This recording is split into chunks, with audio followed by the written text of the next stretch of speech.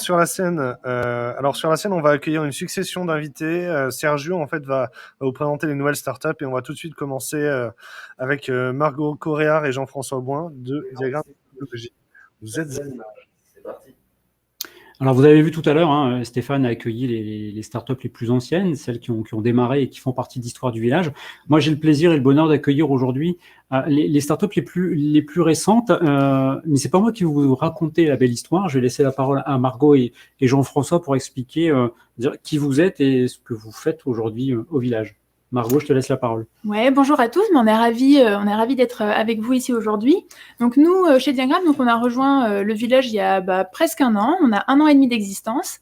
Et chez Diagramme, on édite un logiciel dédié à la maintenance prédictive.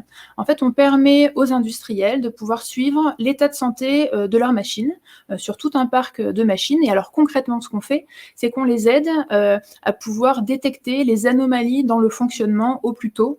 L'idée, c'est vraiment de les aider à anticiper panne et dysfonctionnement et surtout de pouvoir comprendre quel est le problème et pouvoir vraiment les aider sur les interventions sur le terrain. Nous, à l'origine, avec Jean-François, on s'est rencontrés au centre de recherche INRIA, qui est en fait le bâtiment d'à côté.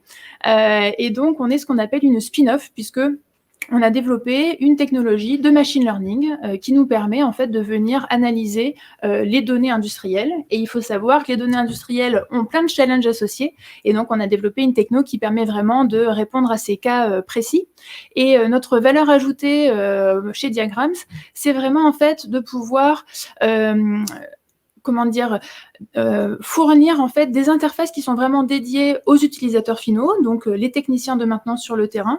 Et le deuxième point, c'est vraiment de pouvoir fournir une solution qu'on peut lancer en fait simplement sans avoir besoin de truffer vos équipements de capteurs. Nous, on vient révéler et exploiter les données qui sont déjà existantes. Ça permet d'aller beaucoup plus vite. Du coup, un dernier point sur...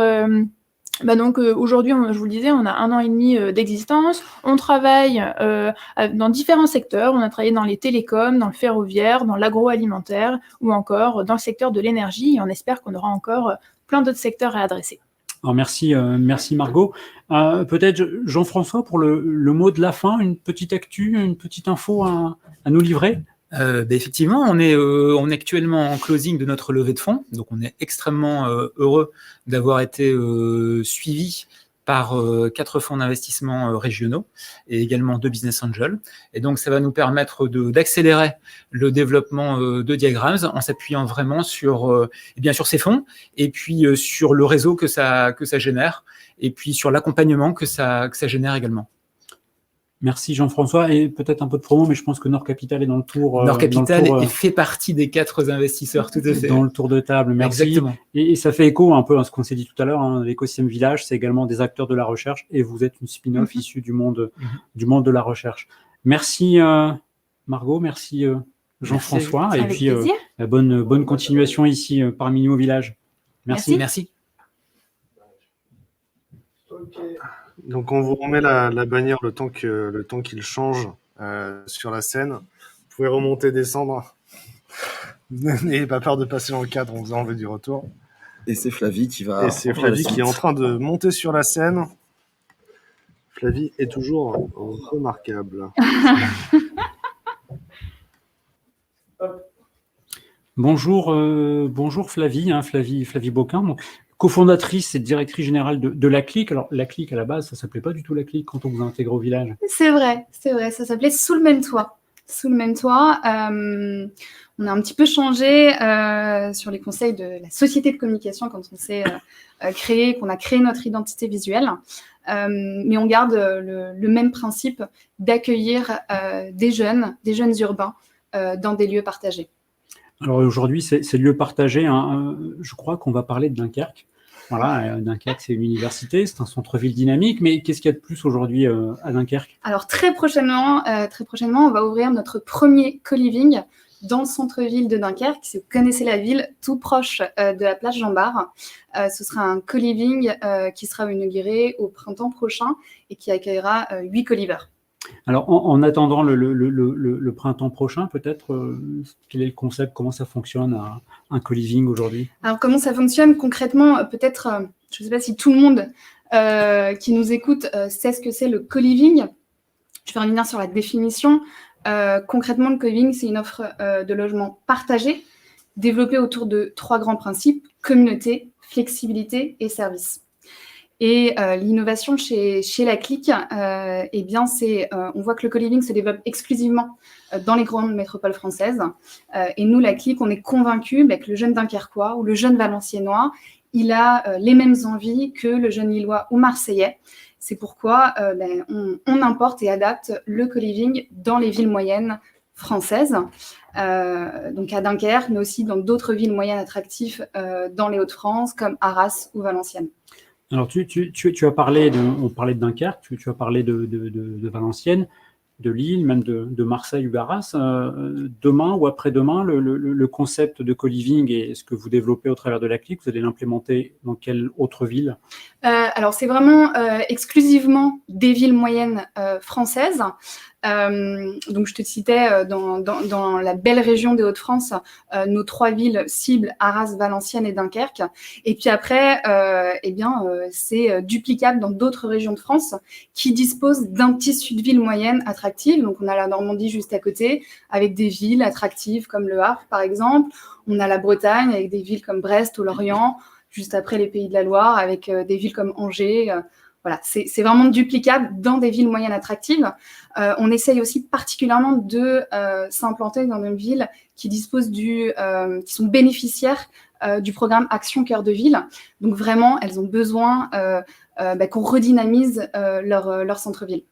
Alors, on se fera un plaisir avec le réseau des villages, parce que tu as cité quelques villes où les villages sont implantés, peut-être de regarder comment est-ce qu'on peut collaborer, travailler ensemble pour dupliquer le concept avec grand plaisir de la Clique par ailleurs. Merci Flavie pour ces précisions, Sergio. Et je pense qu'on peut te retrouver sur ta page LinkedIn pour pouvoir échanger plus en détail. N'hésitez pas, futur co-liver ou futur investisseur, à nous contacter. Très bien, merci Flavie. C'était super cool. Du coup, on va changer sur la scène en quelques secondes. Ils vont monter, descendre très rapidement. Et on enchaîne avec. Et on accueille Guillaume Parizeau, le cofondateur et CEO de LetItBe. Qui m'a contacté par email quand il est arrivé. Bienvenue. Bonjour Guillaume. Alors, on a vu tout à l'heure les vieux baroudeurs, les start-upers qui étaient là il y a 5 ans.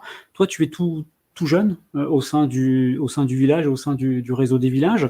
Et tu peux nous expliquer quand tu es arrivé et surtout LetItBe, quelle est ta promesse? M'expliquer quand je suis arrivé. Alors, je suis arrivé de manière dématérialisée, justement. Effectivement, tout jeune. Notre promesse à nous, c'est de transmettre finalement tout ce qui aujourd'hui est oublié lors des successions. On a dématérialisé les vies, l'économie, on a digitalisé tout. Et finalement, on a oublié un grand principe, c'est qu'il fallait pouvoir transmettre ça le moment venu. Et ça pose d'énormes problèmes, notamment lors des successions. Toutes les informations importantes sont inaccessibles, des valeurs sont perdues, des nouvelles valeurs numériques, les souvenirs aussi à caractère numérique ne sont pas transmis. Et nous, notre proposition de valeur, c'est ça, c'est de permettre la transmission, que chacun puisse léguer, transmettre absolument l'intégralité de son patrimoine, l'intégralité de son héritage, et de simplifier les démarches des héritiers qui sont aujourd'hui un parcours du combattant extrêmement pénible et archaïque et coûteux. Voilà notre proposition de valeur. Donc tu arrives à concilier la transition numérique et digitale avec l'effort de mémoire qui est le nôtre au quotidien. On remet un petit peu d'humain, effectivement, dans cette digitalisation qui est très pratique, mais qui a oublié, effectivement, que ce qu'on crée et tout ce qu'on avait comme données devait un jour être transmis et remis aux ayants droit. Donc, tu peux prendre à ton compte un des points forts du Crédit Agricole Nord-de-France, 100% humain, mais 100% digital. Mais non seulement on le prend en compte, mais notre ambition, c'est d'être justement intégré à un tas de produits qui équipent les Français, que ce soit des conventions de compte, des assurances vie, des assurances prévoyance. Donc, ce serait effectivement une bonne manière de rendre honneur à ce slogan. Et je voudrais souligner également un point particulier, un corollaire intéressant. C'est qu'avec Guillaume, on se connaît, ou on s'est croisés d'un petit peu plus longtemps, parce que tu étais incubé auparavant chez Falck, pour lequel le Crédit Agricole Nord-de-France est partenaire sur la dimension FinTech. Tout à fait. J'ai eu droit à être 2 fois audité par le village, une première fois pour rentrer à Falck et une deuxième fois pour intégrer le village. Donc, effectivement, c'est une relation qui s'est construite. C'est le parcours du combattant, 2 fois 2 soutenances et une intégration au sein du village dématérialisée. Mais je crois qu'aujourd'hui, tu nous arrives, entre guillemets, en vrai, dans dans nos locaux. Je vous arrive. Je vous arrive, tu nous arrives. Merci, merci Guillaume. Avant peut-être de te laisser partir, je crois que tu es tout nouveau lauréat au défi. Oui, ça fait 15 jours, on est ravis. Je crois que c'est un partenaire aussi du village et ça nous permet de nous multiplier. On commence, on était 2, on est tout jeune et on va être 4 grâce notamment à ce prêt d'honneur au défi. Bon, très bien.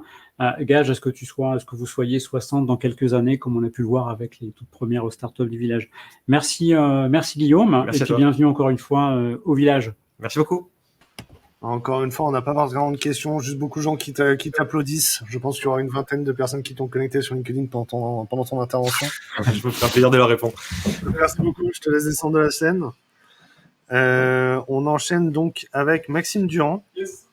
Il est là, il est content, il est super joyeux, il monte sur la scène avec entrain. C'est le cofondateur de Biodemain.